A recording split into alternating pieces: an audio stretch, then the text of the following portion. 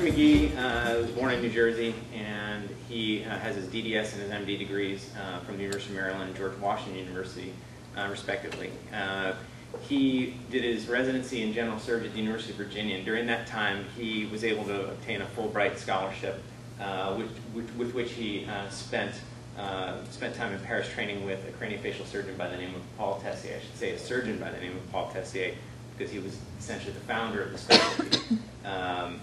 From there, Dr. Magee went back to Virginia and started a practice, and he's still in Virginia, working out of Norfolk.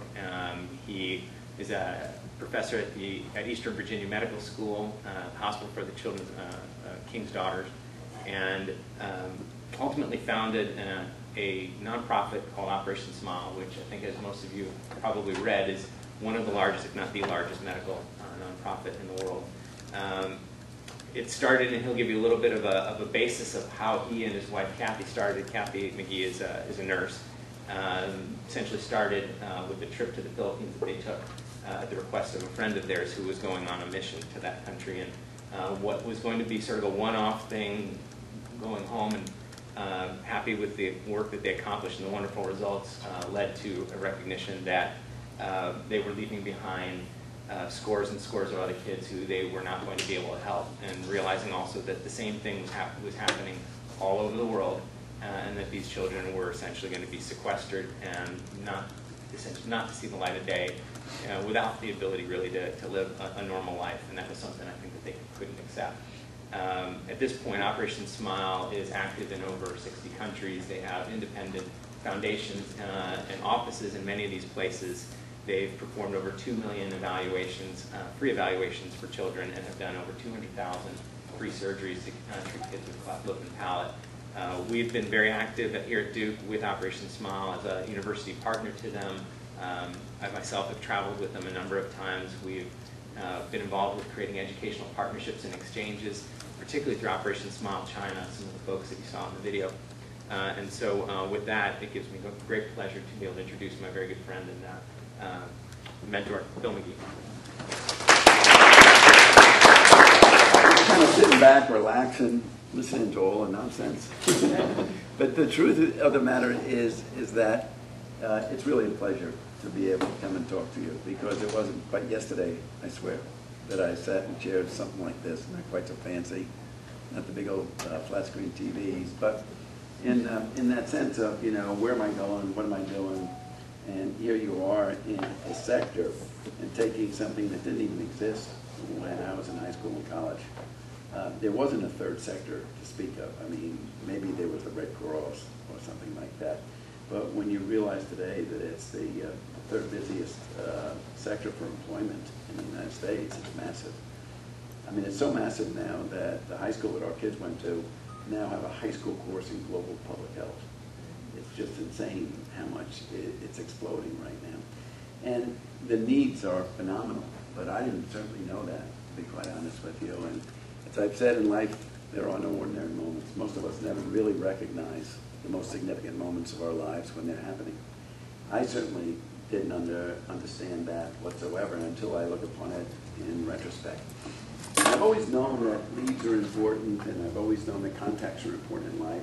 I grew up the second oldest of 12 kids, good Irish Catholic neighborhood in Portland, New Jersey, right across from New York City. Went to school in the Bronx, to a Jesuit school, Fordham Prep, and it was always incorporated within your social ethic to share and to give to other people. My dad was a family practice doctor.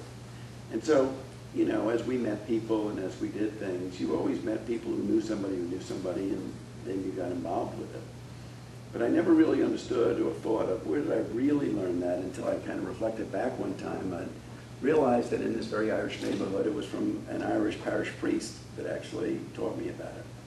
And as the story goes, there was a kid who came into a confessional one Saturday, and he said, "Bless me, Father, if I have sinned. It's a month since my last confession." He said, "I've been impure with a young lady." He said, "Patrick O'Brien, is that you?" He said, "Yes, it is, Father." He said, "Well, before I give you a penance," he says, "you tell me who the young lady was." He says, "Father, I'm not going to tell you. I'm not going to destroy a lady's reputation." He says, "Was it Mary McGillicuddy?" "Father, I'm not going to tell you." He said, "Susie O'Brien?" "Father, I'm not going to tell you." Was it Patty O'Sullivan, father, for the last time? I'm not going to destroy the lady's reputation. He says, I admire you steadfastly. You go off, you say a rosary, you be a good fellow. I said, thank you, Father. So he got out of the confessional, he got back into the pew, and his buddy kind of weaseled over to talk to him. He says, what did he give you? He said, 3 good leads. The bottom line is you never ever can tell where your next lead is coming from. And you got to keep making sure that you make contacts, not only now, but forever, with the people that you meet. Because really, in all seriousness, you meet so many people in life. But everybody has something to offer you, everybody. And if you start to absorb that philosophy, that everybody has something to offer you, to teach you in one way or another, good or bad, then you'll continue to learn, you'll continue to stimulate yourself, and you'll continue to energize yourself. So if I could suggest anything to you, it certainly would be that. Now, there are already people that are in the Department of Surgery, for instance, that are doing things like in Uganda or in India. If you just take Dr. Marcus, you know, 10 years ago when he first came on board with Operation Smile, it was at a conference in Ireland. And there he met a guy named Tony Fong. Tony Fong is the fellow who paid for all of us to go for the very first time into China 21 years ago. He's a very wealthy guy, and he's a very, very generous guy, a wonderful person. But it was through Tony Fong that the Fong Fellowship then came to Duke. Because Tony Fong's son was here. Duke was asking him for money. And he said, well, let's see if we can incorporate it into the educational process of the plastic surgery department. And so it resulted in fellowships for students from the Ninth People's Hospital to come in. Now, the Ninth People's Hospital is a 28-story plastic surgery hospital in Shanghai that does about 50,000 procedures a year.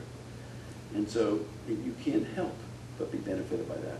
You take a look at yourself with global public health. Every corporation in the world is focused basically on 3 countries dominantly: Brazil, India, China. You think of all the excellence that exists in China, think of all the poverty that exists in China. And what a better place to study things if you can develop a relationship with people like that, and you've got that here too through Dr. Morgan. So, you know, there's so many things that we all can do to kind of promote these kind of things. And as I said, that in life there are no ordinary moments. And most of us never really recognize the most significant moments of our lives when they're happening. I can tell you that for myself, I'm happily married for 44 years, 5 kids, 13 grandkids. And it was no ordinary moment than when my wife and I first traveled to the Philippines. At that time, I was 4 years into practice, 17 years after high school before I ever went into practice. And there I was, wanting to be better at doing cleft lips and cleft palates. So for pretty narcissistic reasons, I accepted an invitation to go to the Philippines. I knew a group that was going there that was going to operate on kids with clefts, and I wanted to get better at that. My wife was a lot more altruistic than I am sure. She has a pediatric nursing background, in clinical social work, a master's in that, a master's in human development. So she thought it was a good idea. We had 5 kids at the time. The oldest was 13, the youngest was about 5.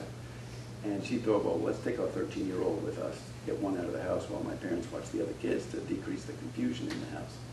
So our 13-year-old daughter ended up coming with us, and she was my scrub nurse for the week. And as we traveled literally halfway around the world, 12 time zones away, got out of the plane about 6:30 in the morning, musty smell of a tropical country in the Philippines, got onto a bus, and as we were going to our hotel, we ended up seeing these shanty huts that were over a stagnant canal. But what really kind of just caught my eye was that 2 women were crouched down and cleaning vegetables in this water that they would later feed to their kids. And I thought to myself, man, that is disgusting. But very rapidly, I was in a 5-star hotel drinking rum swiggles in the pool, and I thought to myself later on, you know, what would it have been like that trip if I had gone as a tourist?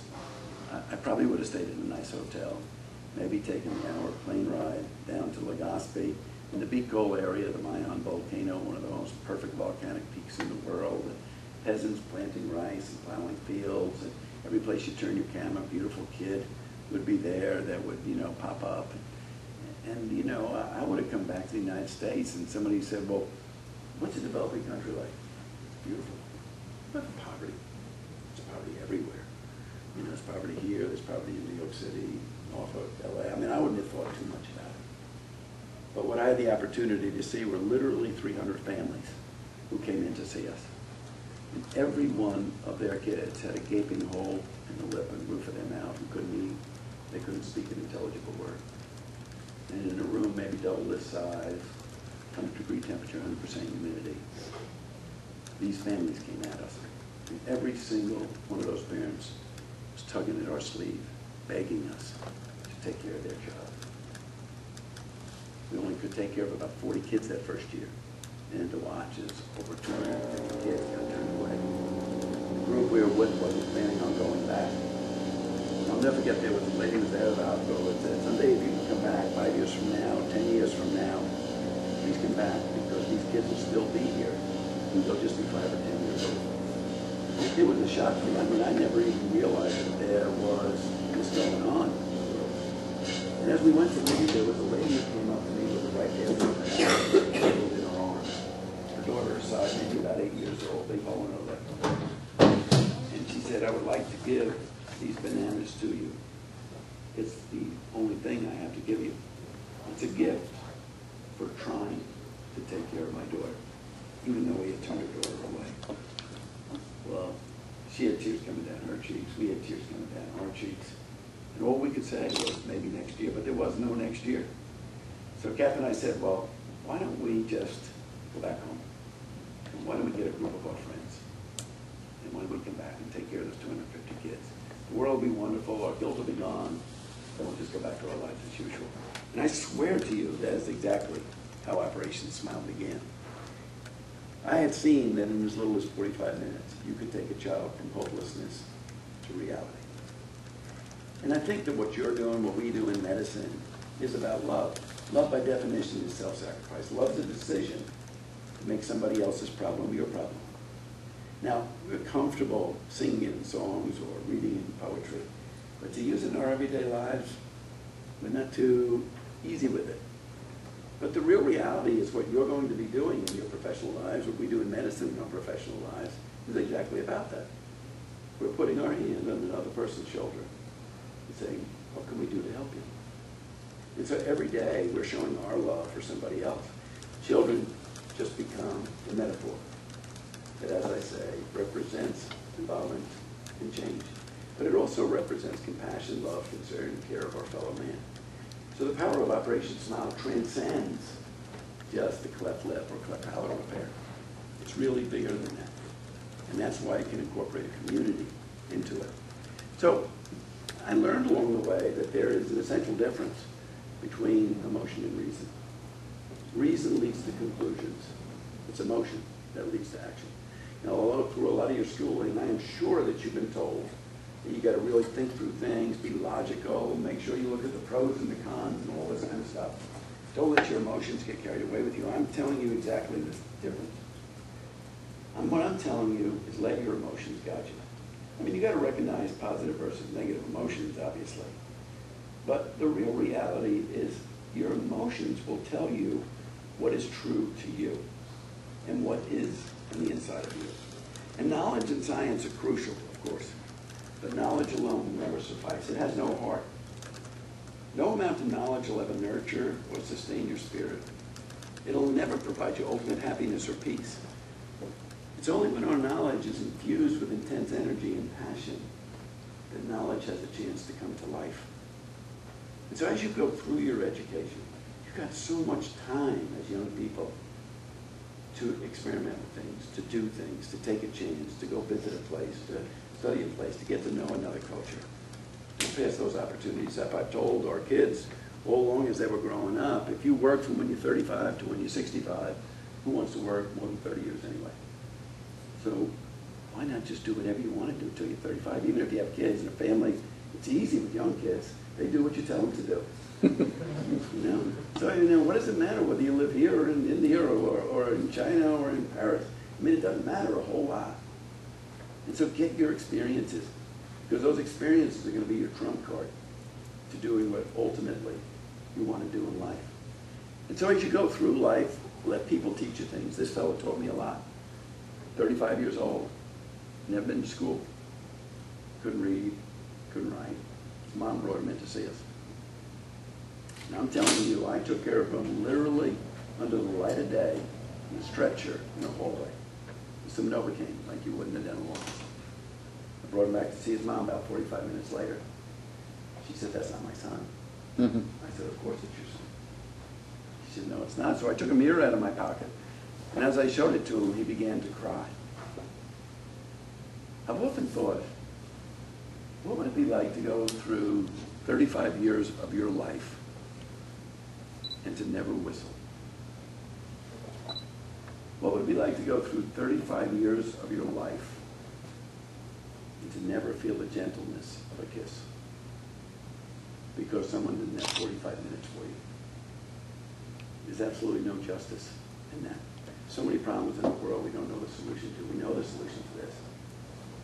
And yet there's hundreds of thousands of people who are never going to get an opportunity to have a normal life with just that lack of 45 minutes. It just doesn't make sense to me. But we've got to look at it in a different way. You've got to look at public health in a different way. Because there's a human deficit in our world of sophisticated people who know how to do this stuff. And if you're waiting for them all to have 17 years of education after high school to be able to go and take care of these kids, we're all in dreamland. It's not going to happen. You're not going to live in Hawaii. It's just not going to happen. So what are we going to do to think outside the box to figure out how these people can get taken care of?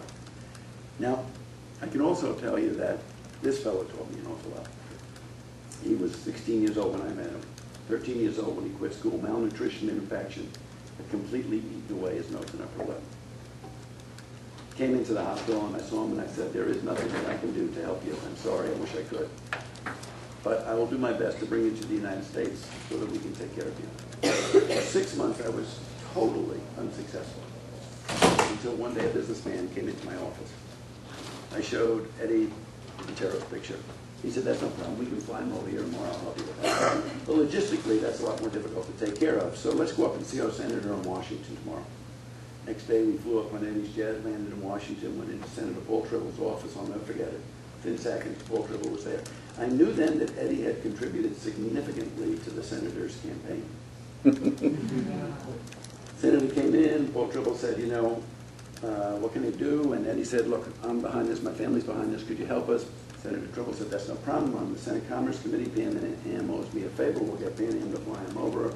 I'll call Ambassador Bosworth in the Philippines. We'll get him a visa." In 2 weeks, this kid was in Norfolk, Virginia. Now, why was he so successful in 2 weeks and I was so unsuccessful in 6 months? And the answer was obvious to me. If Operation Smile was going to be successful, it couldn't just be doctors and nurses. It had to be political people. It had to be business people. It had to be high school students. It had to be one community involved with another community through the faces of these children. I all learned that from Montero. Now, this was Montero when I first had the opportunity to meet him. And this was Montero after we had reconstructed his nose and upper lip. And as a surgeon, that was very gratifying. But I can tell you that one of the most unbelievable moments of my life was when we walked back with him to his village. We went down a long, muddy road. Hundreds of kids followed him. He was the kid that was the hero. He went halfway around the world to find help.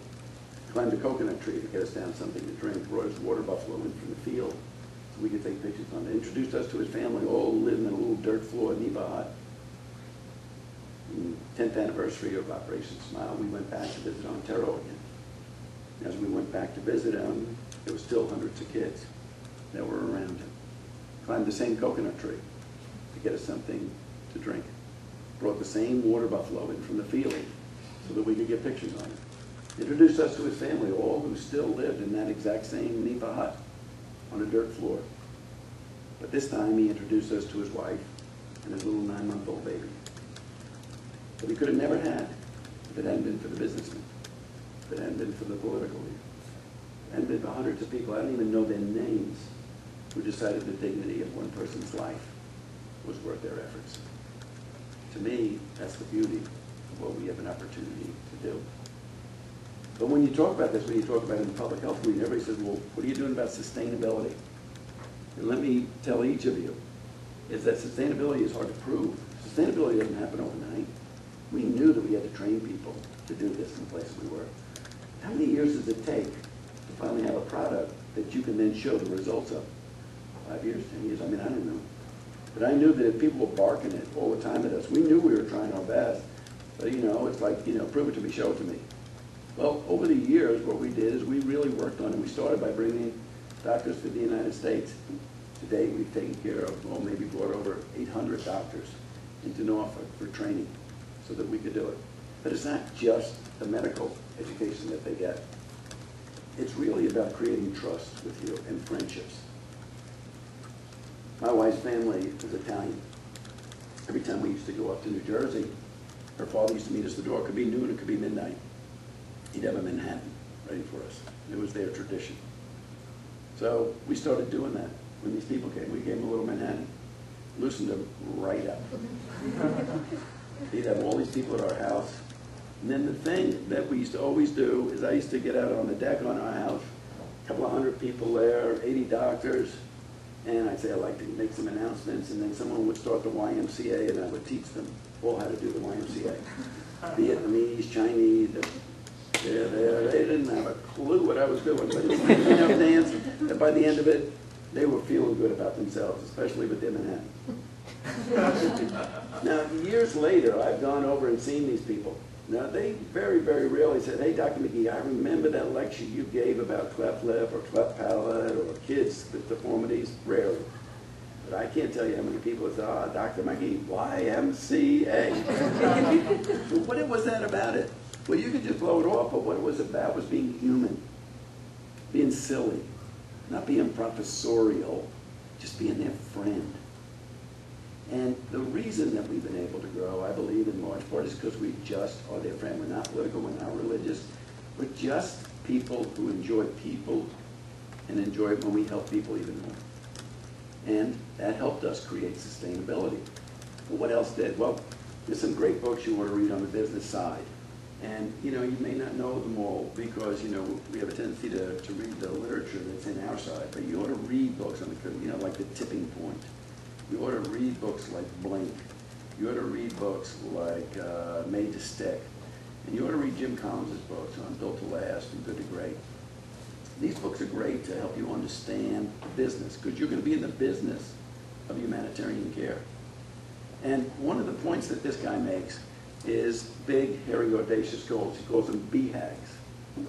And what it basically is that as an organization grows, any of the great organizations, what they've always done, as he analyzed them, was that they took on a goal that was bigger than life. The leaders usually understood that they could accomplish this goal, but the public would think, well, that's insane to try and do that. And as a result of it, you stress the organization, but you don't break the organization. You stress it enough to build an infrastructure that is ready for the growth that you're about to have. Because that way, that infrastructure is already built to be able to handle that growth in an effective way. And so when 1999 came around, we decided we were going to do this BHAG. And what we were going to do is we were going to go to 18 countries in 9 weeks. We had 1,000 volunteers. By that time, people we trained along the way. And we were going to operate on 5,300 kids. We were going to lease an L-1011 flying hospital that had 3 operating rooms in it. Because we believed that if we landed this plane in every country, the presidents of the countries and the business people would be so enamored by it that they would want to come and be on the plane, which happened. And so we had presidents carrying babies back to moms and all sorts of things that were going on that plane. We also decided that we would give an operating room worth of equipment to every country for free if they promised that they would do 1 child a day when we were gone, to create that sustainability.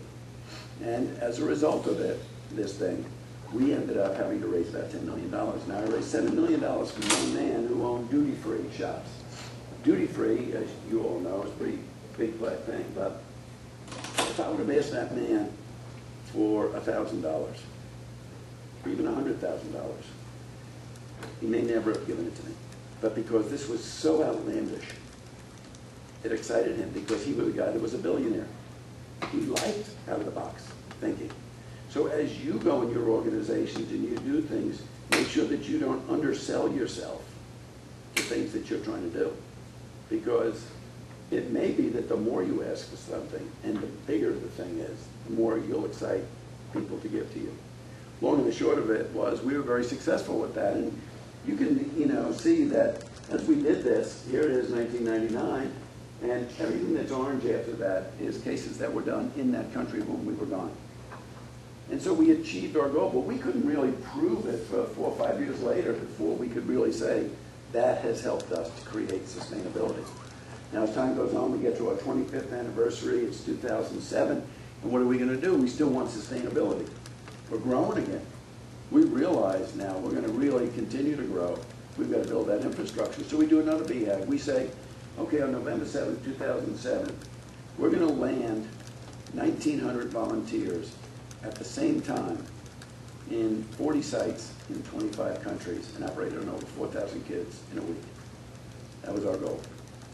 But now, we had 700 of those volunteers come from the United States, but 1,200 volunteers from 43 other countries. Why were they there? Because of all these years we've been working with them. We've been doing the YMCA with them. We've been talking about how you do cleft repairs with them. So we have now a force that we could pull something like this off. And what was our goal? Our goal was to develop centers that would be useful for multidisciplinary care year-round. And so what we were able to show? We were able to show that after this, everything that's here in green are centers. We now have 13 centers. We now have places that year-round can be taking care of kids, with speech pathologists, with orthodontics, with genetics, with research studies, et cetera, et cetera. That doesn't happen overnight. So don't expect things as you go forward to happen overnight. But dream no small dreams. They have not the power to stir men's blood. And you have to realize that you have to think of something that's big to be able to do it. Now, we also realize we want to have excellence. So what do? We form global councils for surgical care. We want to set standards. So we raised the money to bring 45 people in 2006, 80 people in 2007, 2010, 85 more people, to develop these standards of care so that everybody is treated the same. So if you said Operation Smile, you knew that there was a position of excellence. What did we attain with that? We went from 2001 to 2007, we had 1 death in the field in every, let's say, 9,000 patients. After we started these standards of care in 2008 till the present, we've had 1 death in every 33,400 patients. Now, to try and make it comparable, in the United States, great hospitals have 1 death in about 18,500 patients. And we're taking care of kids. Now, we're not taking care of trauma kids and all that kind of stuff, but we're taking care of kids with upper airway issues, difficult surgery for an anesthesiologist, high risk, no surgeries. So to be able to do that in the field says to you, to me, that you don't have to go into Uganda or the DRC or Vietnam and accept anything but the best. Because if you go in and accept mediocrity, and they're here, and you're accepting mediocrity as the standard, then they're going to think all they have to do is live up to mediocrity. But if you say we want excellence, then that's the standard that they'll understand to live up to. If you take a look at a baseball player that bats 300, other than about $10 million more a year than the person who bats 250, all it really is 1 hit for every 10 times a bat. There's not a lot of difference between average and excellent as far as effort. So what I'd say to you is never ever be satisfied with mediocrity, because in the end you're not going to grow with it. Drive to make sure it's better than the standard that you accept. So now every patient is treated with end-tidal CO2 monitors, pulse oximeters.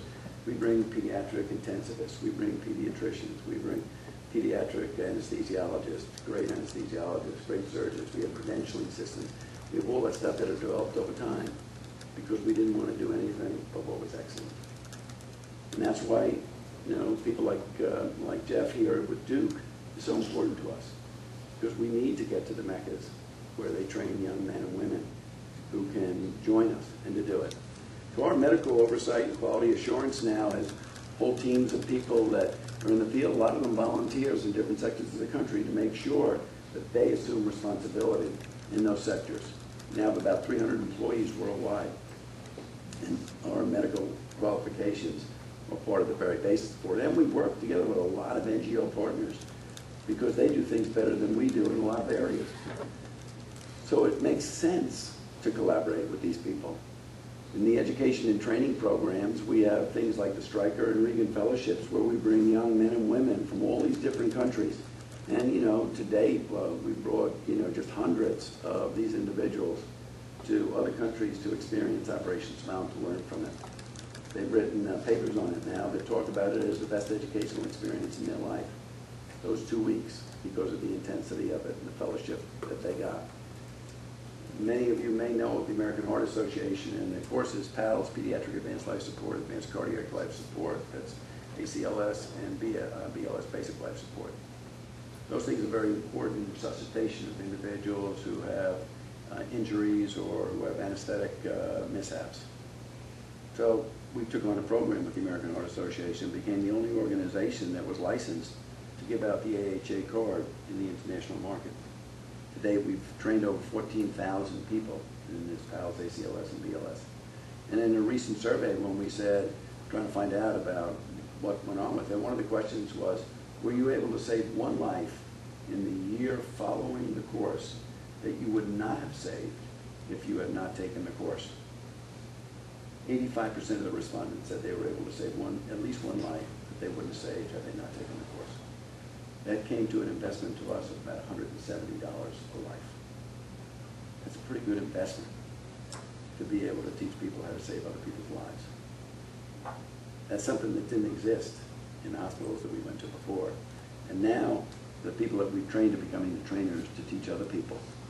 If you take a look at the academic relationships we've had, we have a lot of universities right now. And these are very valuable relationships for us to have because it not only helps with the research, but also with the training. And we've had a lot of courses actually down here too. And if you take a look at the capacity of volunteerism, we now have about 5,000 volunteers from 76 countries, all who donate their time for free to be able to help some kid that will never ever probably remember their name, but I doubt they'll ever forget their kindness. And to be able to say to people that through kids we can develop relationships. Research and outcomes that we're doing now is remarkable. I mean, there's so many different programs now that we're doing. We have monitoring sheets that we look at not only the surgical repairs and surgeons that come, but also the epidemiology, the nutrition, the genetic studies, all that stuff, because we can now computerize this stuff, collate it, and be able to take it from all over the world. We now have about 9,000 patients from 450 surgeons that we've studied to be able to figure out what's the best repair to do, or what works and what doesn't work. And so the postoperative records are incredibly important for us. And years ago, we wouldn't have the ability to do this, but now with computerization, we do. We're able to study perioperative incidences as they go. We're looking at outcomes depending on suture types, surgical technique, status of the oral health of the patient, cleft severity, nutritional status, surgical skills. All those things we're able to assess and to take a look at. So if we see an outlier of a surgeon not getting good results, we're able to mentor that person because they have a good heart, they want to help. We're able to go to them and not denigrate the individual, but help bring them along and to work with people who are getting better results.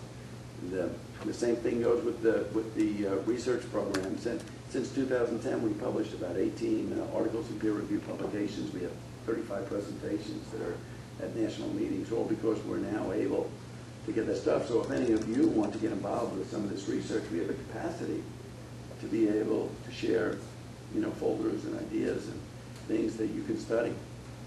If you take a look at the World Health Organization and they take a look at what is the real issues that have to do with the stuff that we're doing in the world of surgery, there's 2 billion people in our world that don't have access to surgical care.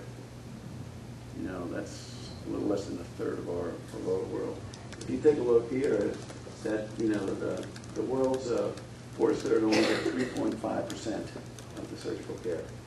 And it's nothing like rich versus poor or anything like that. It's just the reality of the situation.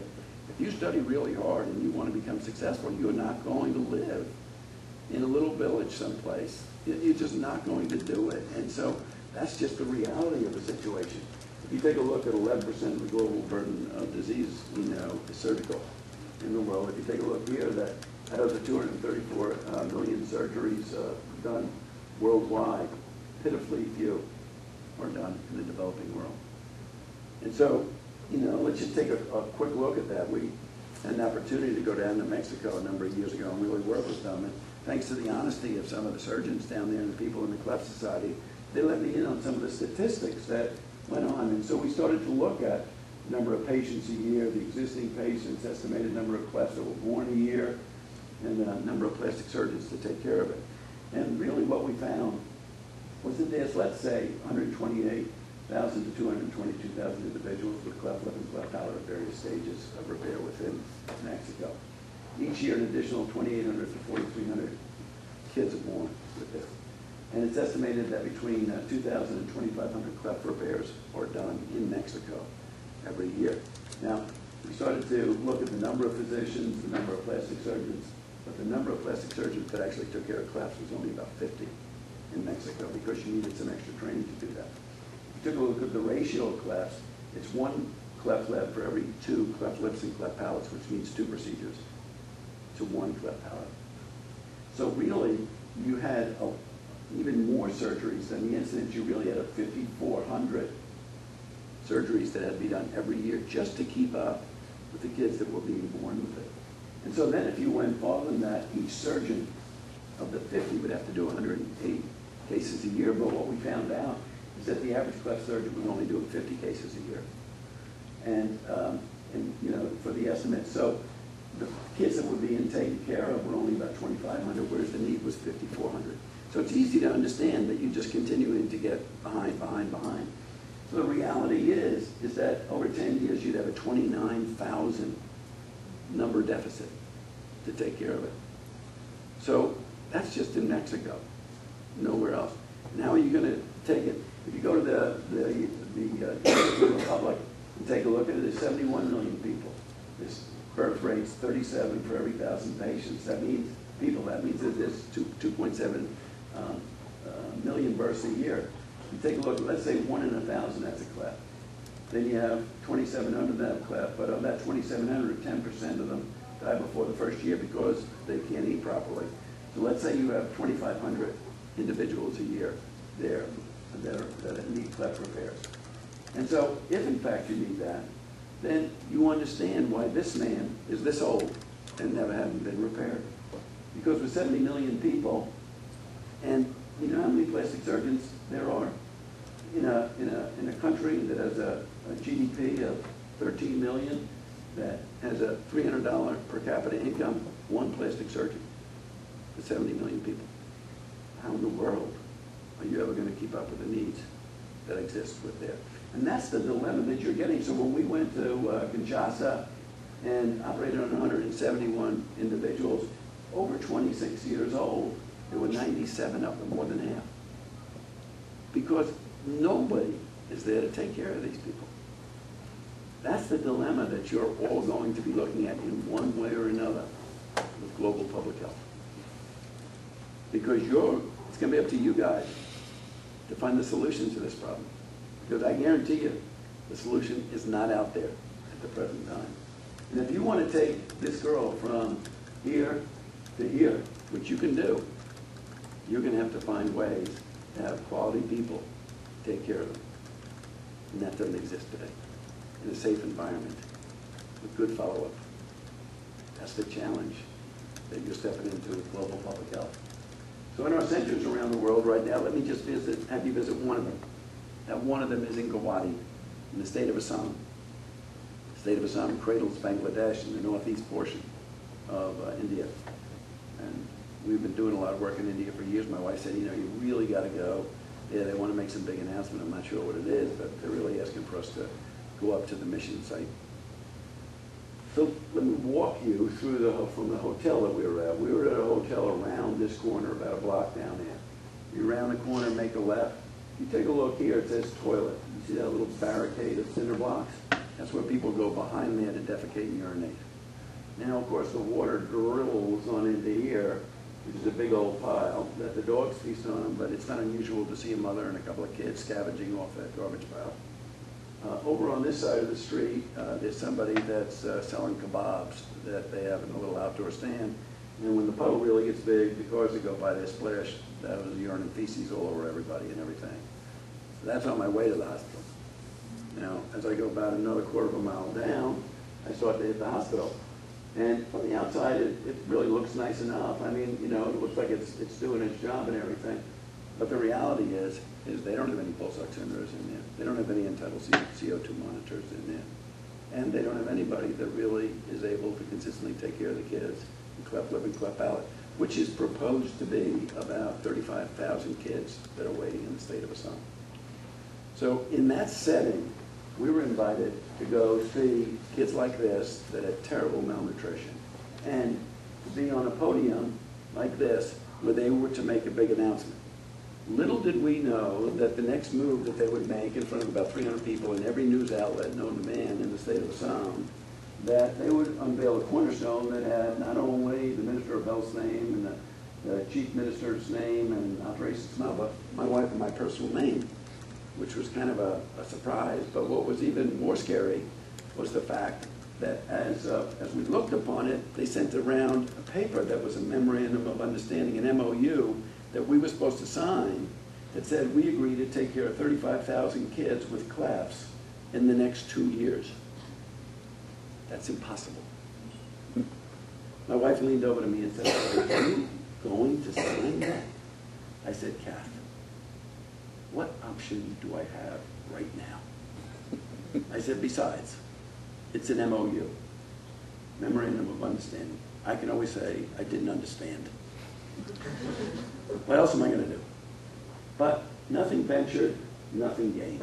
So why not go for it? The state was willing to give us $5 million US to build an annex on. Flew down the next day to Delhi and met with Ratan Tata. Ratan Tata is a gazillionaire that owns the, you know, everything known to man. He owns Range Rover, he owns Jaguar, he owns steel mills, he owns everything. One of the nicest people you'd ever want to meet in your life. We sat with him as close as this, and I said, "Mr. Tata, we need your help. We need $5 million. Just like that, he said, "Should be no problem. When do you need it?" Boom, now we had $10 million. Perform our experiment to figure out how in the world are we going to take care of 35,000 kids. So what we started to do is to think big and to not be afraid to think big. What we started to do is to be able to say, okay, well, let's draw out something with 8 operating tables in a central station, no walls. Let's make it as efficient as we can make it. Let's make it so that we can train people to do things. Let's make it so we teach people about PALS ACLS. Let's make it so we credential all these people there. Let's say that we bring on people that may not be as trained as you and, you know, plastic surgeons are, but people that can still do this. And so we started, and things just didn't happen overnight. We got in there, we just started drawing things with people in the construction and medical equipment people. Got in there, and what we told them, we want nothing but the best. We want this to be the best that you can see in India. And so as we did it, this is what we ended up with 8 tables, functioning, everything with a big flat screen TV, a high-powered camera in the middle of every light. That camera was able to broadcast high-quality images. We had the monitoring equipment that all came into a central station. Whoever said it, that central station was within 10 steps of any stretcher or operating table. And we were able to see every single thing that was going on because of the quality of the cameras and the lighting system. And as a result, as you can see, the center's up and running in full swing. We have our mission going full speed. We've got 5 tables running. All surgeons are operating.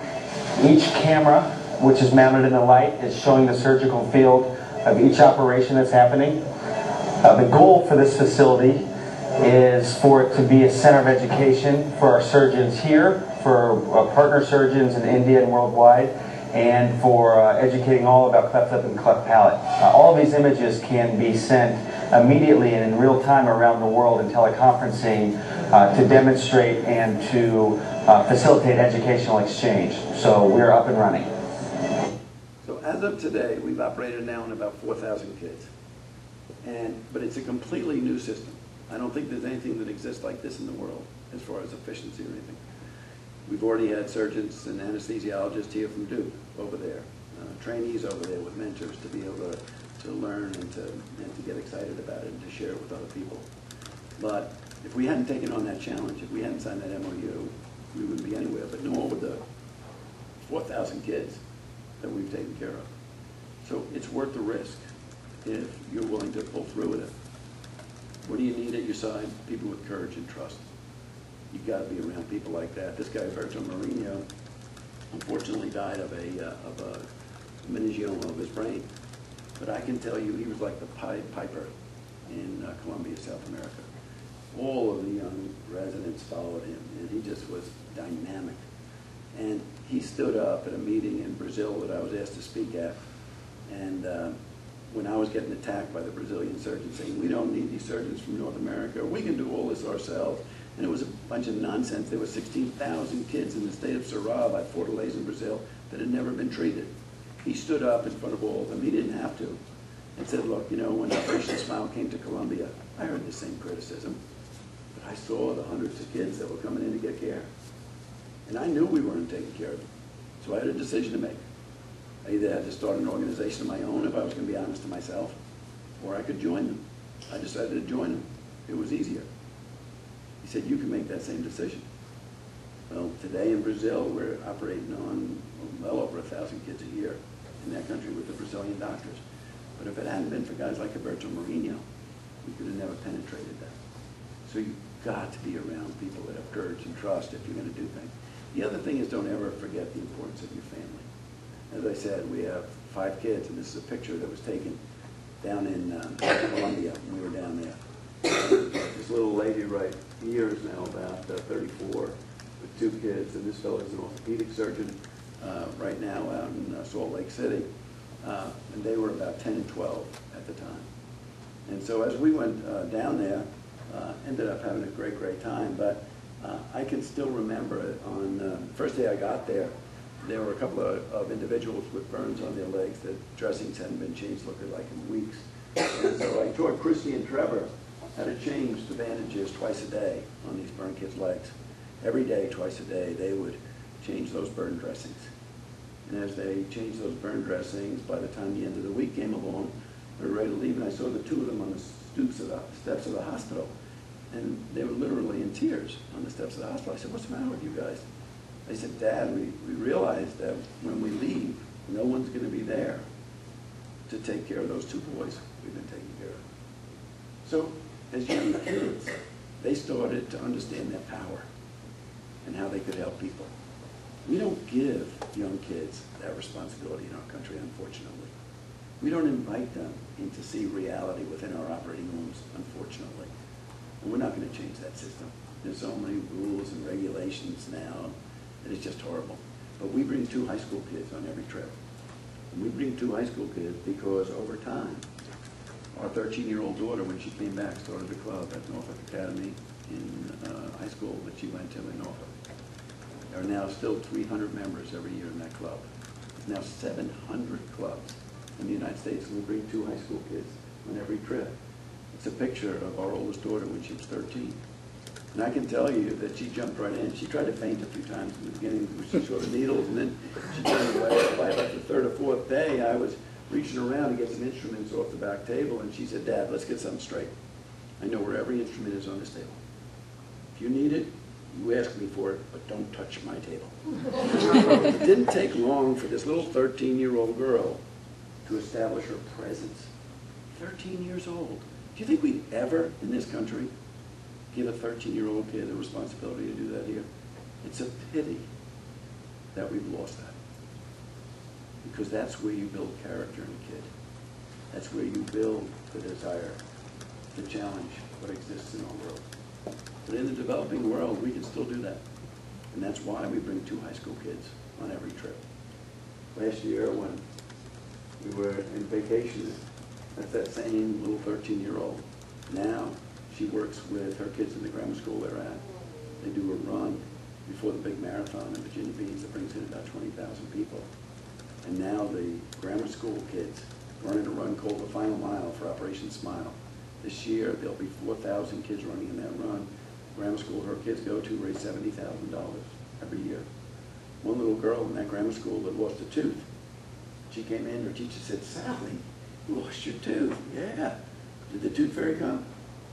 Yep, she did. What'd you get? $5. $5, man, that's a lot of money. You can buy a lot for $5. She said, oh no. She said, I'm going to give my $5 to Operation Smile so they can help a child. and I hope I lose all my teeth this year so that I can pay for one job. That's the kind of values that you can incorporate into kids before they become cynical and sinister. And you guys have to get out there and push that. I wouldn't have thought of that. It was our daughter who thought of that and incorporating in that. But would she have thought about it if at 13 she wasn't my scrub nurse? I don't know. You've got to get out there and reach our kids. My son Billy, little monkey that a friend of his knew in Villanova, didn't have quite the grades to get on beyond that, so he had to go back and retake some courses. Eventually got a dental degree, a medical degree. He's now a plastic surgeon out in Los Angeles at LA Children's Hospital. He's running the international programs for USC at LA Children's. He was 10 years old, 11 years old, 12 years old when he was scrubbing with me in the Philippines. Would he have realized what his potential was if he didn't have that opportunity so early in life? My wife was on a panel with T. Barry Brazelton, the guy that talks about stages of development of life. He said to her, Kath, you know, what you're doing with high school kids is incredible. What you got to do is move it to 10, 11, 12-year-olds. That's when values get formed. That's when you've got to start introducing people to things like this. It's when you have to start introducing people to things like this. So as I say, we have 700 high schools right now. Take 2 high school kids on every trip. But last year in Beijing, we have a conference every year at a different university. This year will be at Georgetown. We had it in Beijing last year, Beijing Normal. Within 2 weeks, we had to stop the enrollment at 800 kids. 800 kids come from 23 countries to come to that conference. Jackie Chan finished it off for us. Spectacular event. But it's because kids have energy.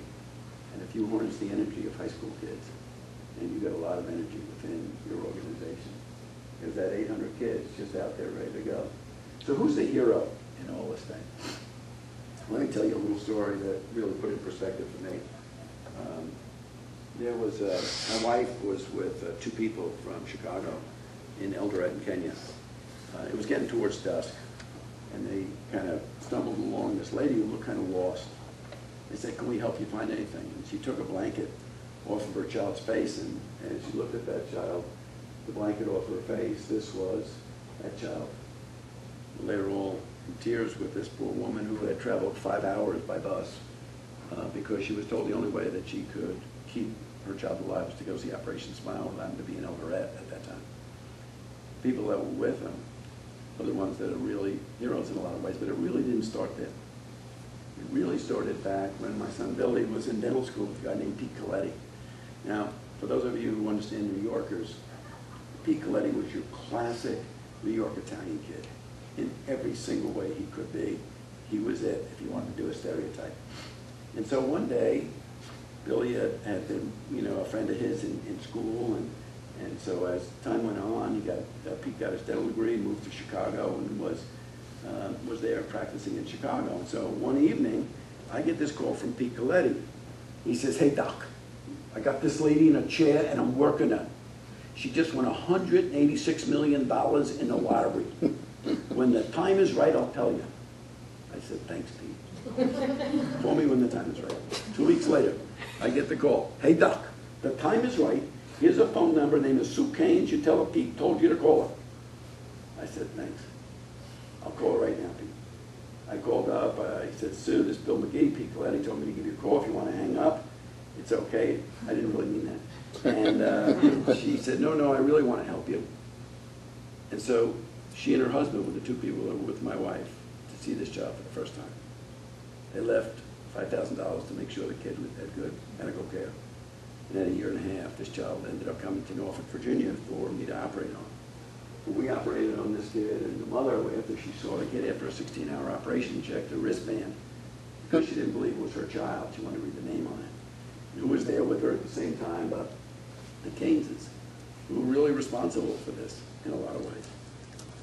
And so as time goes on, this is the same child right now who is 7th in her class and 27 kids. Now, who would have ever dreamed that that little kid would have had the opportunity to do that? So who's the hero? Well, it could be easy for the surgeon to stand up and say, well, I did that, but nothing could be farther than the truth. Because while I tried to kill this kid for 16 hours, the anesthesiologist was keeping this kid alive. And if it hadn't been for the nurses who understood how to assist us, we could have never done it. If it hadn't been for the equipment, we could have never done it. If it hadn't been for the hospital system, couldn't have done it with the blood banks and everything. If it hadn't been for the ICU, and the ICU doctors, and the ICU nurses, and things totally encompassing around this kid, it could have never happened. The real reality is, it couldn't have happened without the Canes. That couple from Chicago who was fortunate enough to win $186 million. But the truth of the matter, it couldn't have happened without Pete Coletti, who took the initiative to give a call one evening and tell me he's working this lady. So the truth is, there is no hero.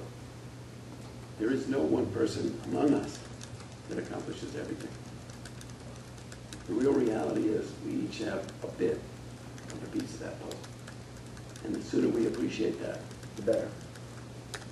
I show you this because when we did the World Journey of Hope on that airplane, it was right in the middle of it. I had been only sleeping 4 or 5 hours a night. I was starting to get short with people because, you know, it seemed like they weren't doing things over and over again. And this wonderful person that worked with us came up to me one evening and she said, "Bill, man, you got to ease up. You're going to lose your people here, you know. And, you know, make sure you go easier with it." When I thought about it, next morning, having gotten a burn on my nose and I had a little Band-Aid on my nose, I got up before the plane took off for the next country.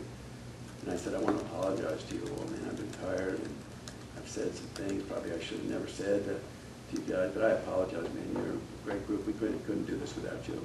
I fell asleep after that. And when I woke up, every one of them had a little Band-Aid on their nose. And I think that the lesson certainly is don't be afraid to say when you blew it. Don't be afraid to say, "I didn't do this well. I need to work harder at this." Because everybody doesn't do things well 100% of the time. And be honest enough and humble enough to admit to people when you blew it.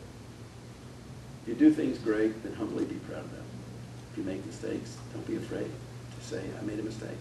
I've learned from it. I'll become a better person." Because that's what any of us want to hear.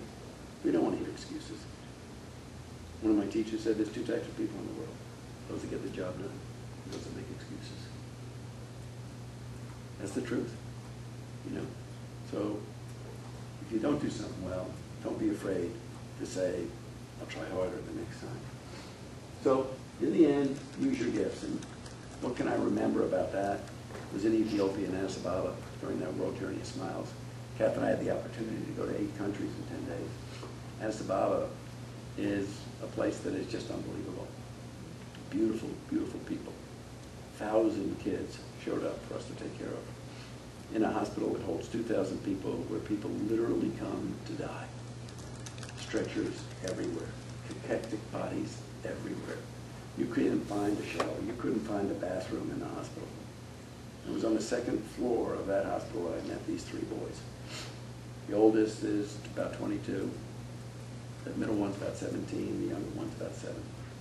They have 3 of 7 kids in a family whose mother died 2 years before. The father remarried and outcast the 2 younger boys because he felt their cleft was a curse on the family. The older brother took him under his wing and brought them to the hospital, hoping we could take care of him. Now the younger boy, he still had his spirit. He could still smile. He could still interact. But the older fellow, he just couldn't. He wore his baseball cap over his eyes, his mask over his face. So I walked up to him on that 2nd, floor landing, and I said, "Shake my hand." And he limply shook my hand. And I said, no, really squeeze my hand. And after about 30 seconds, he really squeezed my hand. And then I said to him, "Look me in the eyes." And as he looked me in the eyes, his hand went limp. I said, no, squeeze my hand and look me in the eyes both at the same time. And after about another 30 seconds, we got that down.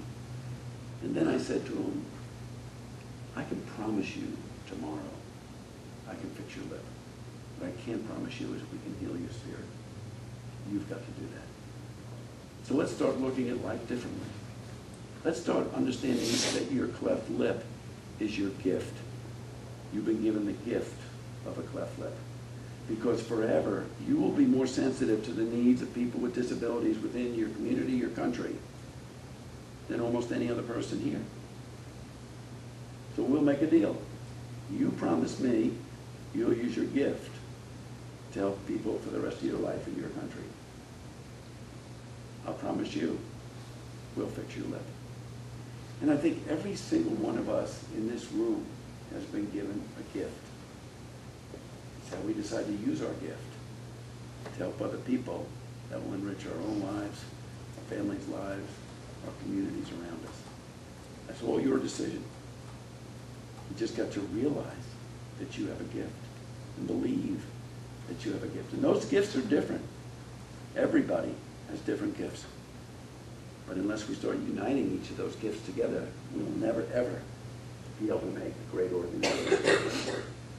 I strongly believe that children are the only language that all of us have in common. I know that medicine is a very, very powerful vehicle. And I believe that their combination has the ability to unite nations and people. I've watched it happen. I've seen it happen.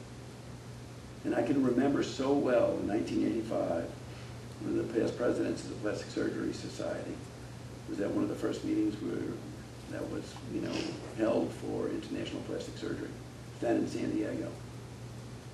And I remember this slide that he had. It was a slide of the good ship Hope that was docked in Lima, Peru, for about a month, taking care of the Peruvians that had clefts. Not had clefts, just had medical problems. And years later, I called him and asked him if he still had that slide that I would love to have, and he sent it to me.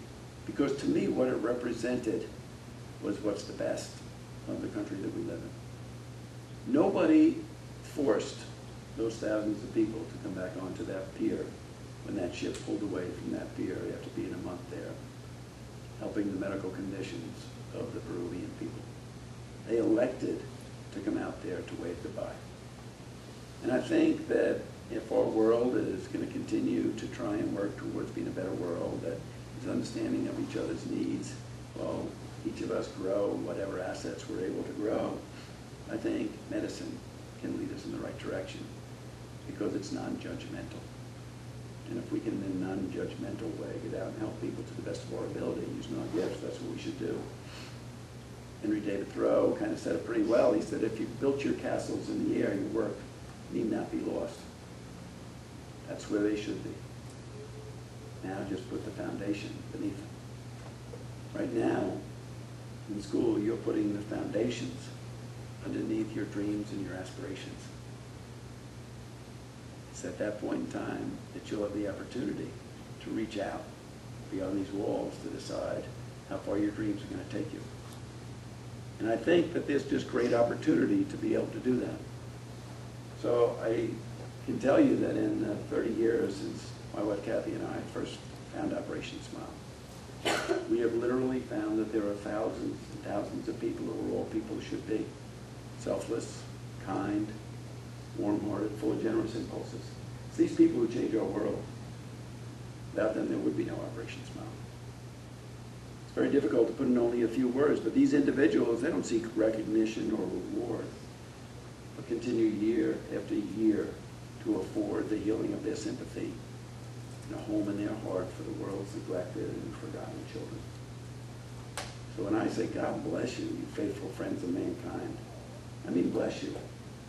For there's no one here among us who has known the compassion of the newfound friend's embrace or the gentle touch of a stranger's hand. But in their hearts we're there. Amen.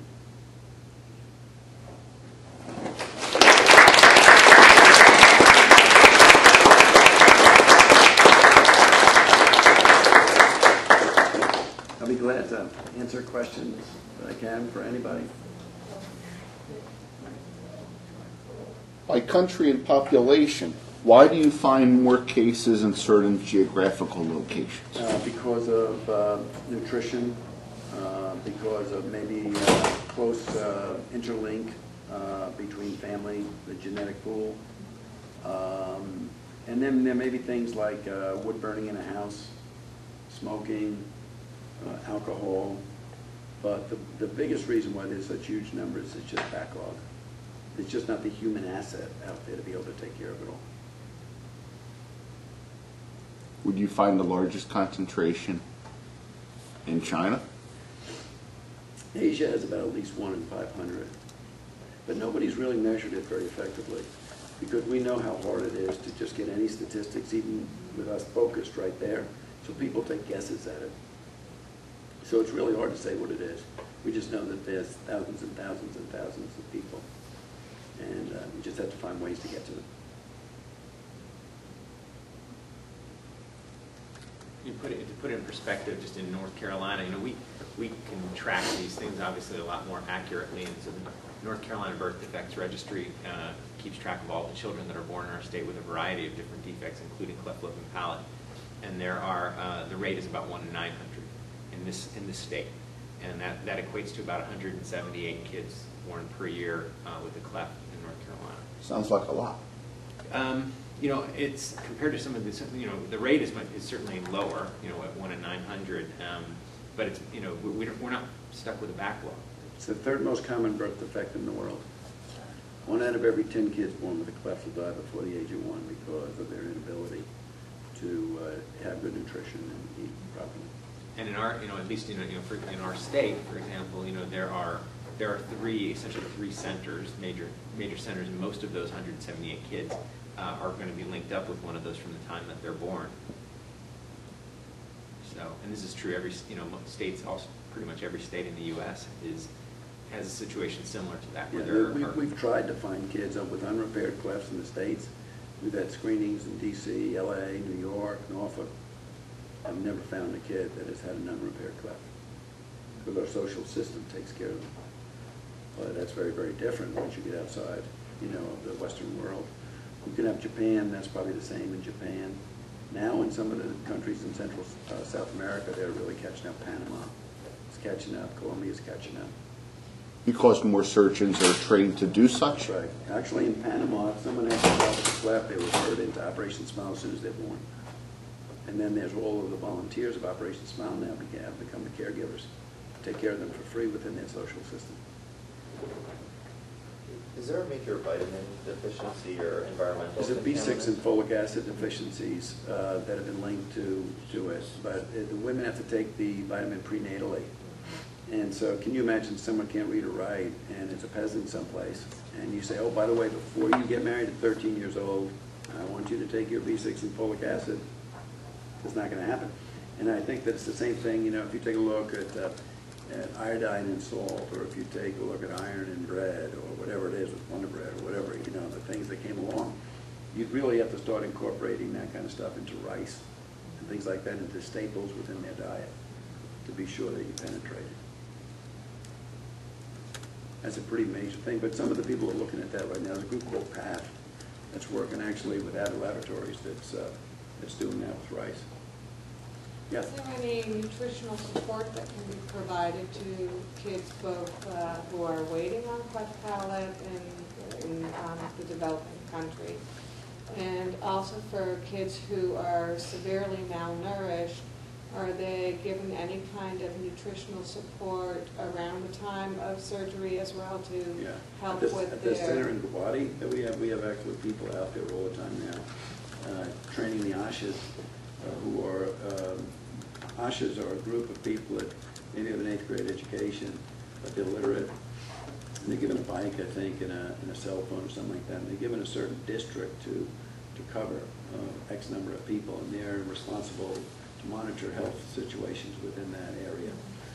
And so we have teams now of college students that are going out and instructing all the Ashas, and then the Ashas get a bonus if they find a kid with a cleft to bring in. And then there's another social system that gives them, those kids, free education in grammar school if they get their cleft repaired, as an encouragement to get their cleft repaired.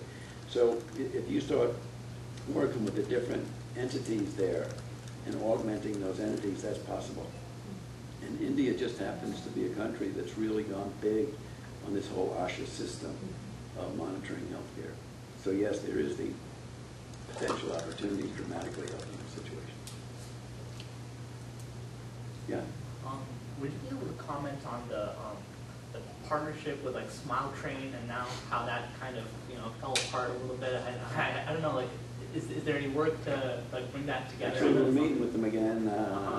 Weekend up in New York. Smile Train is a very, very different model than we have. Smile Train pays doctors to take care of kids, whereas ours is all volunteer-based. We have worked very, very hard to upgrade entire medical systems where in the system of Smile Train, they say, Dr. X, if you will do this, we'll give you $250. So the dilemma with, it does good work because more kids get taken care of. And if there were 1,000 Smile Trains or Operation Smile, it wouldn't be enough. But the reality is that there's X number of healthcare professionals who know how to do this. And so as you run out of people to give the $250 for, you still have a massive backlog. We were supposed to merge with them, and unfortunately, there was an individual who used to be part of Operation Smile that was let go from our board that started Smile Train. And so there was a pretty antagonistic relationship, but then Smile Train fired him because he got money again. But when it came time to do this merger, all of a sudden, mysteriously, all of the inside stuff on the computers was broken into and was fed to the New York Times, and all this disparaging stuff was said, et cetera, to the Attorney General in New York, and on and on and on. And it just, knowing the craziness of this individual, it just got way too crazy to consider going forward with it. And so everybody said, look, just go quiet on this for a while. Let this guy rotate off the board, and when everything gets semi-sane again, come back and approach it. Because there's tremendous, opportunities for synergy there. So that's a long answer to your question, but, you have to do everything when it makes sense. Yes?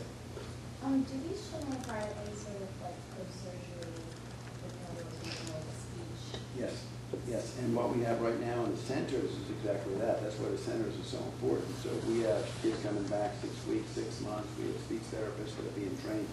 They're not actually speech therapists like you and I would think of speech therapists, but they're individuals that are given very specific training on exercises that a parent can learn to be able to teach a child to enunciate properly. And so, yeah, there are things like that, and that's why the centers become so important. So you're ready to charge you off into the world out there to the 2 billion people who are waiting for your care. Go for it, man. It's a great field you're in. You're going to have great challenges, but you got to really start thinking outside the box and ways to solve them, and be not afraid. So if we can get you guys to work with us in some way, we have a lot of things that can do. So if any of you are interested in collaborative efforts, let Jeff know, and work on it together. Good.